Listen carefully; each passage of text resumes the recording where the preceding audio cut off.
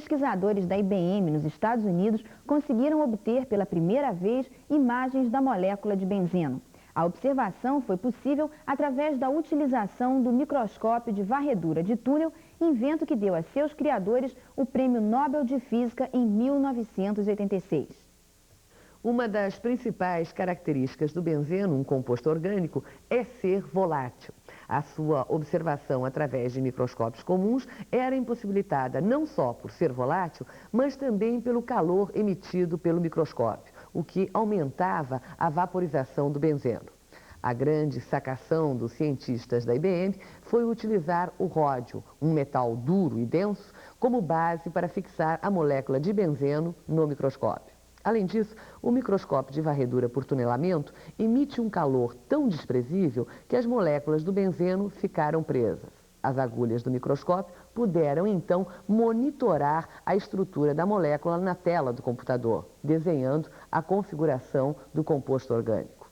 Com esse método, os pesquisadores da IBM conseguiram confirmar a teoria, criada em 1861, de que a estrutura molecular do benzeno tem a forma de anel. É um novo passo para a compreensão das interações químicas em compostos orgânicos. O 8º Congresso da Sociedade Brasileira de Computação, realizado essa semana no Rio de Janeiro, debateu inúmeras questões ligadas à informática. Claro. Mas um dos temas que mais interesse provocou no público foi a técnica de computação gráfica, que permitiu, imagine, a criação de imagens de Marilyn Monroe e Humphrey Bogart totalmente feitas por computador. Para se ter uma ideia, a realização de 7 minutos de filme, simulando os dois atores, exigiu 1 ano de trabalho. Ainda há, sem dúvida, muitos problemas para superar.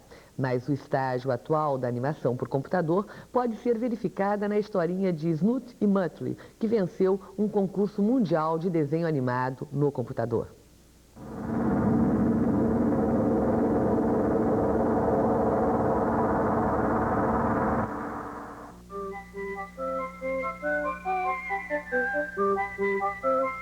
Esses são Snoot e Muttley. Essas criaturas animadas por computador representam o trabalho de amor de 1 ano para 3 estudantes graduados em Educação e Arte da Universidade Estadual de Ohio. Douglas Kingsbury e Susan Van Burl são os responsáveis por esta animação. John Burton compôs e tocou a música. Snoot é convencido e Muttley é simplesmente brincalhão e curioso. As personalidades se revelam através dos movimentos dos personagens e seu tempo. O tempo ou timing para fazer animação por computador é o mesmo usado para fazer animação tradicional. É apenas uma questão de ter uma boa noção de timing. Os tipos de movimentos que usamos são mais elásticos do que os movimentos dos robôs e levamos de 3 a 4 meses para escrever o programa específico para esses 2 tipos. As aves são assinaladas no computador como peças individuais e os artistas determinam como movê-los. O filme de 3 minutos é composto em realidade de 5.400 quadros. As animações anteriores por computador sempre foram feitas para demonstrar uma certa técnica ou efeito especial, ou foram feitas dentro do conceito, puxa, o computador pode fazer tudo isso e agora vejam o que pode fazer. Nós podemos fazer tudo isso também e o nosso filme levou a coisa a outro nível, em que podemos dizer, ok, podemos fazer tudo isso? Não precisamos nos gabar, vamos procurar contar uma história e usaremos a gráfica do computador para contar a história. Geralmente, com a animação, a gente compõe a música primeiro e depois edita o filme segundo a música. Neste caso, estamos procurando trabalhar das 2 maneiras ao mesmo tempo e o resultado é que tudo isso nos coloca numa posição em que tivemos que manter uma continuidade musical por um lado e também continuidade entre a música e a animação. Foi realmente um desafio conseguir uma peça musical que fosse uma boa música e ao mesmo tempo cumprisse todas as marcas da animação. Numa competição mundial de animação por computador, Snoot e Muttley venceram os melhores competidores dos Estados Unidos, França e Japão.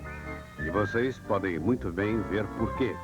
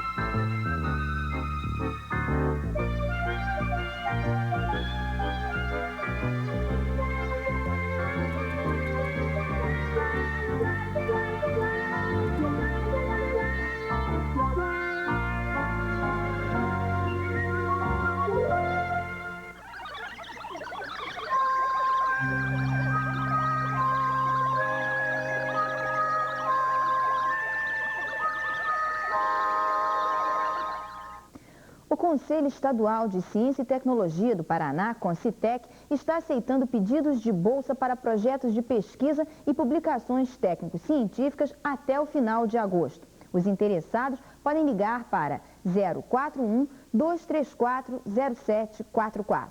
Repetindo, 041-234-0744. O Centro Brasileiro Argentino de Biotecnologia também oferece bolsas para projetos de pesquisa tecnológica. Mas atenção, é só até segunda-feira e vale apenas para as áreas de saúde, agropecuária e processos industriais. Os trabalhos vão ser julgados por um conselho binacional. Informações pelo telefone 061-273-1028. Repetindo, 061-273-1028. Começa na segunda, em São Paulo, um curso sobre princípios e critérios para a aplicação de sistemas de computação gráfica. A promoção é da Sociedade Brasileira de Comando Numérico, Sobracom. Maiores informações pelo telefone 011-255-2967. Repetindo, 011-255-2967.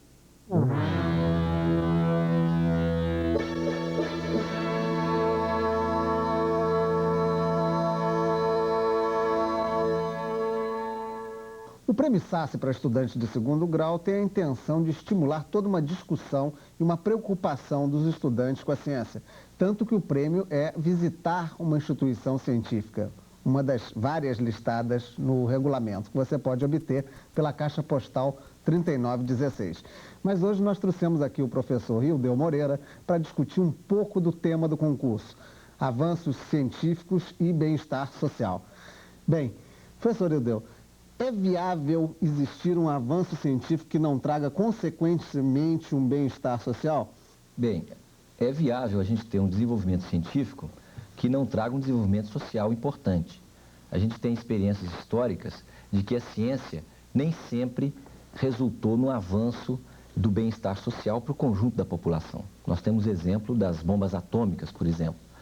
Mas é importante ressaltar que a ciência tem sido uma atividade do homem socialmente condicionada, portanto, que tem trazido benefícios extremamente significativos para toda a humanidade. E hoje é impensável a gente imaginar o bem-estar social, a sobrevivência da população, o bem-estar de um país como um todo e do mundo inteiro, por um lado, sem pensar que um desenvolvimento científico e tecnológico adequado. Do ponto de vista mais prático, há uma grande discussão no Brasil, inclusive na sua área de física, né? A questão da energia nuclear que nós temos. E fala-se muito que nós temos uma quantidade de água que não seria necessária energia nuclear.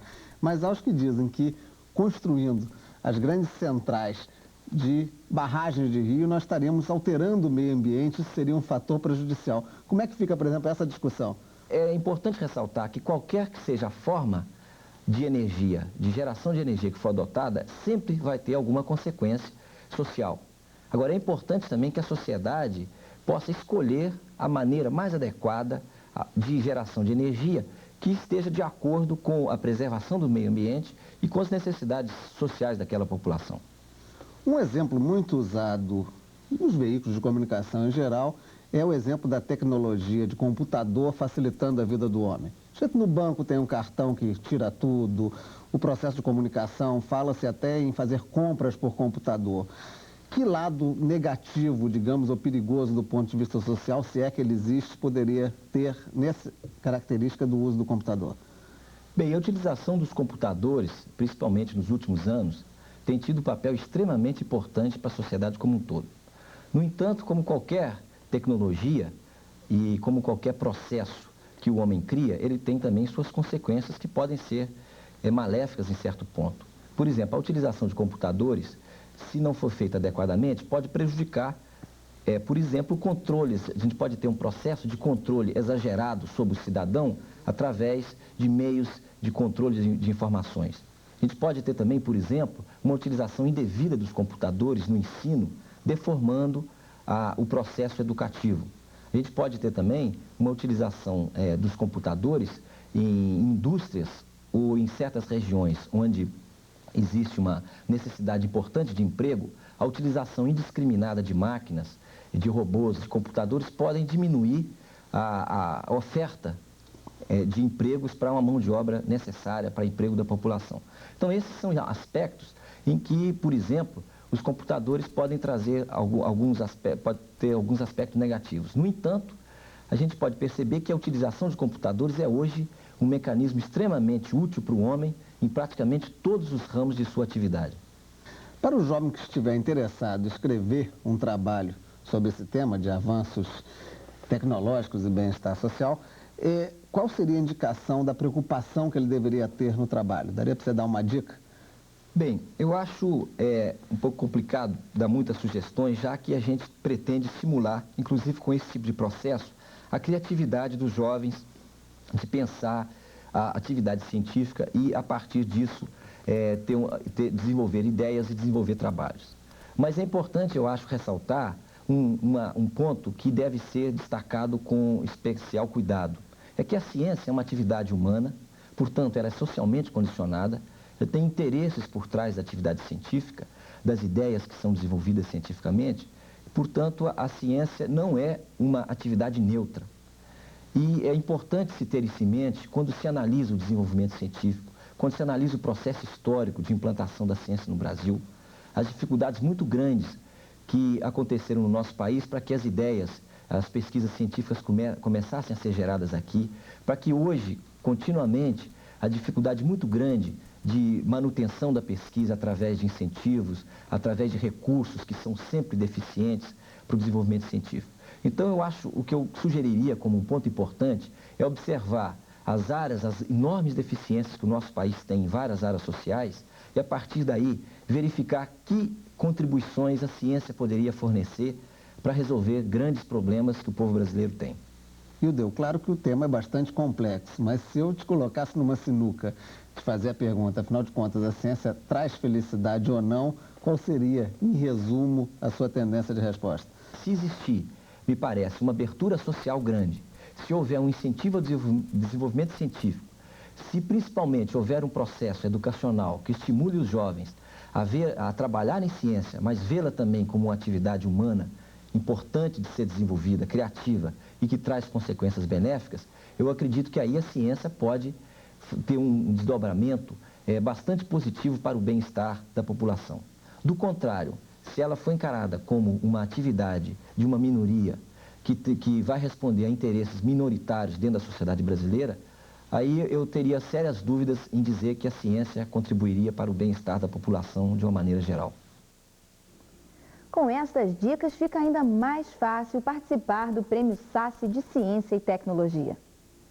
Pois é, e para quem ainda não recebeu o regulamento, outra dica. Escreva para a nossa caixa postal. O número é 3916, Rio de Janeiro.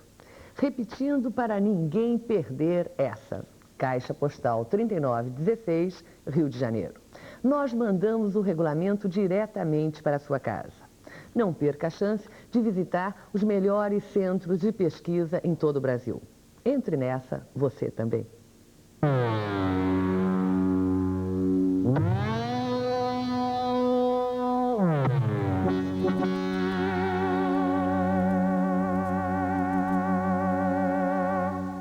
Aquela ideia de que os conhecimentos científicos aprendidos através de experiências só despertava a curiosidade das crianças não existe mais.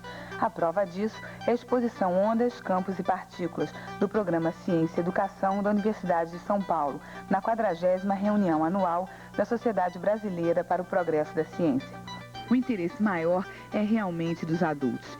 Aqui podemos aprender as leis da termodinâmica e grandezas como trabalho e caloria. Esta máquina a vapor, por exemplo, possui uma pequena caldeira que é aquecida com fogo.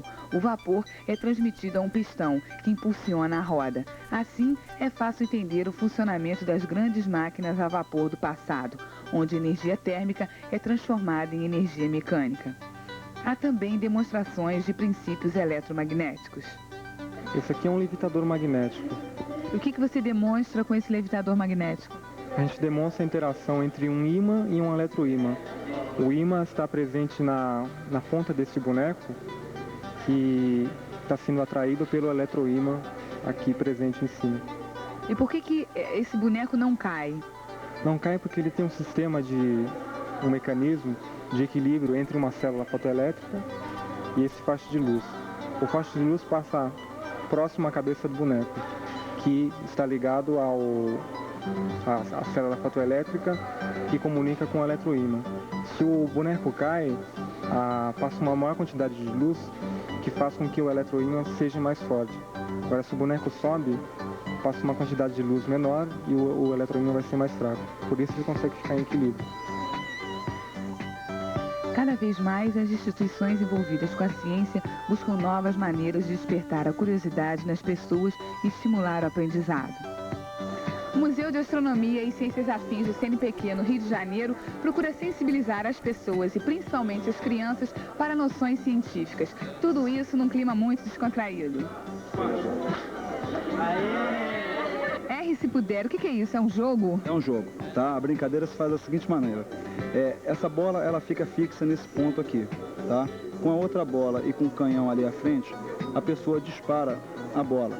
Ela vai bater nessa parábola, tá? E devido à trajetória paralela que ela vai ter a esse ponto aqui marcado, ela bate na parábola e obrigatoriamente acerta a segunda bola, tá? Ou melhor, ela passa pelo foco da parábola. Tá? De qualquer ponto que eu jogar, que eu lançar... Você nunca vai errar. Ou melhor, você vai sempre acertar. Tá? Isso por causa dessa curva? Não necessariamente pela curva, tá? Mas sim pelo ponto em que essa segunda bola está marcada, tá? Que é justamente o foco da parábola. Tá? Se ela não estivesse no foco, você de repente erraria. Tá? Ou melhor, você não bateria. As duas bolas não iriam colidir. O Laboratório de Ciência tem diversos kits que podem ser levados para exposições fora do Rio. O propósito não é ensinar a ciência decorada, e sim fazer com que as pessoas percebam mecanismos e princípios matemáticos, físicos e ópticos. Isso aqui é uma mesa de polarização. O que é isso? Olha, essa parte aqui está deixando a luz passar em todas as direções, tá? Aqui eu tenho uma placa em cima que só deixa a luz passar numa direção, tá? Os raios só passam numa direção. Esse mesmo papel, a mesma coisa, tá? Olha só o que acontece quando eu inverto a placa. Escurece. Ela não deixa a luz passar. tá? As linhas são contrárias, tá? E o que você demonstra com isso? Eu só estou demonstrando que a luz aqui passa em todas as direções, tá? E aqui eu consigo interferir isso. A luz polarizada, a luz não polarizada.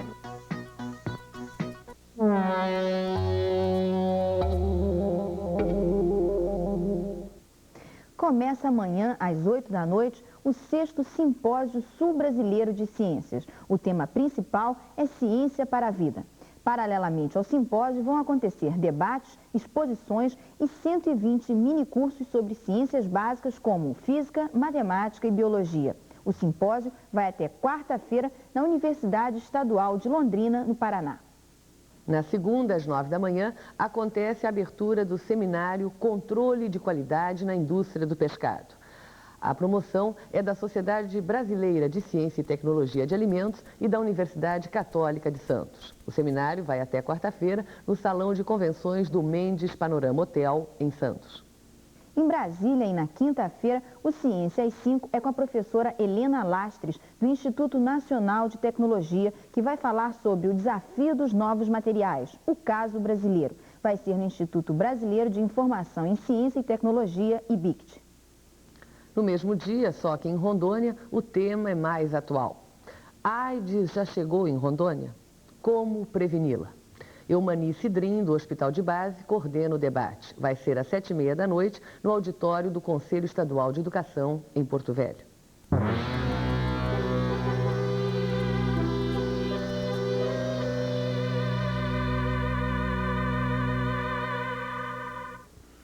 Energia nuclear foi um tema muito comentado durante a 40ª reunião anual da Sociedade Brasileira para o Progresso da Ciência.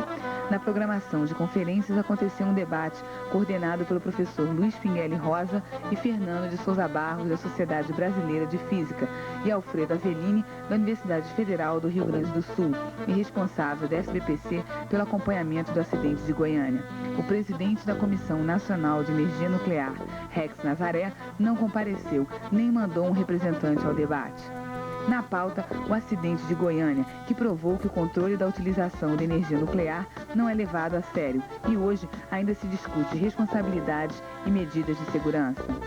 Alfredo Avellini, o que foi feito de medida de segurança para que Goiânia não se repita mais? Pouquíssimo. Nós não temos conhecimento de medidas efetivas que tenham sido feitas, a não ser alguns cadastros pelas secretarias estaduais de saúde. Agora, a medida central que nós precisamos é a remodelação da Comissão Nacional de Energia Nuclear, que tem que ser dividida entre suas atividades de promoção do uso de materiais nucleares e das atividades de fiscalização e normalização. Nós não podemos continuar com essas atividades misturadas numa única agência. A Comissão Nacional de Energia Nuclear é extremamente eficiente na promoção da utilização dos materiais, mas tem carências intrínsecas no que diz respeito à fiscalização. Ainda há risco para as vítimas de Goiânia? E como é que está sendo feito esse acompanhamento? Não, há riscos, porque a radiação tem efeitos retardados. Efeitos que podem exigir alguns anos ou muitos anos para aparecer. O exemplo mais gritante é a cancerização. Cancerização pode aparecer 5 anos após a exposição, 10 anos, 15 anos, 20 anos. Então o risco de cancerização vai perseguir as vítimas por algumas décadas. De que maneira a Universidade e a Sociedade Brasileira para o Progresso da Ciência podem atuar no controle da energia nuclear?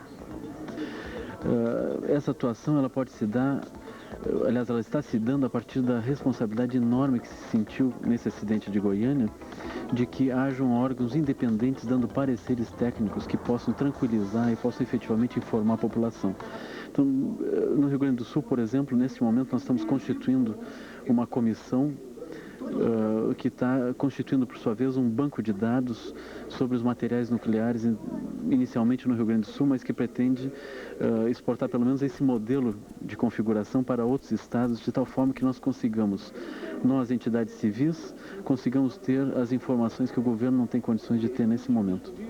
Uma outra questão polêmica é a construção do submarino nuclear, que está sendo desenvolvido no centro de Aramar da Marinha. O submarino usa propulsão nuclear, que exige uma alta tecnologia, que certamente vai habilitar o país a construir bombas. Bom, a minha posição pessoal nesse caso é bastante crítica a esse projeto, a preocupação de que esteja a bomba atômica latente atrás dele é muito grande. É um projeto controlado pela Marinha e subordinado ao Conselho de Segurança Nacional. Agora, a Sociedade Brasileira de Física tem uma posição bastante crítica. A nossa proposta concreta é criar um organismo que fiscalize o projeto de Aramar contra salvaguardas, ou melhor, contra a bomba nuclear, do mesmo modo que a Agência Internacional de Energia Atômica fiscaliza a Angra dos Reis e a Nuclebras com as salvaguardas internacionais. Nós queremos criar as salvaguardas nacionais no Congresso, assessorado pela comunidade científica, pelas universidades, para fiscalização legal instituída de Aramar contra a bomba atômica. Não bastam as palavras, é preciso verificar in loco que não está sendo feito plutônio nem urânio altamente enriquecido para a bomba.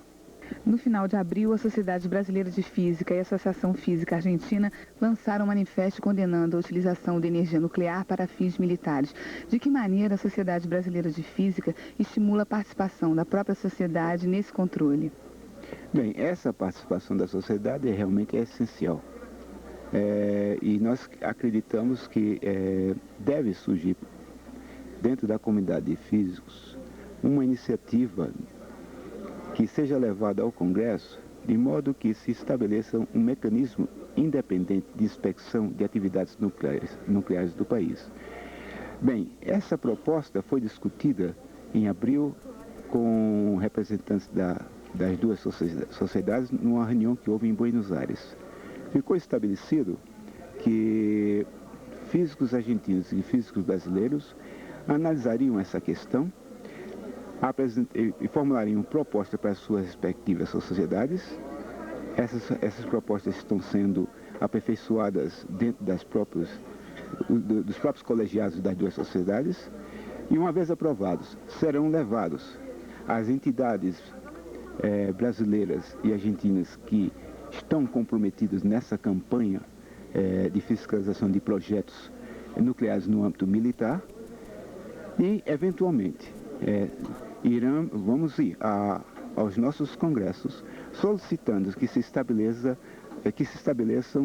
mecanismos de salvaguardas internas aos países para as atividades nucleares que escapam das salvaguardas internacionais.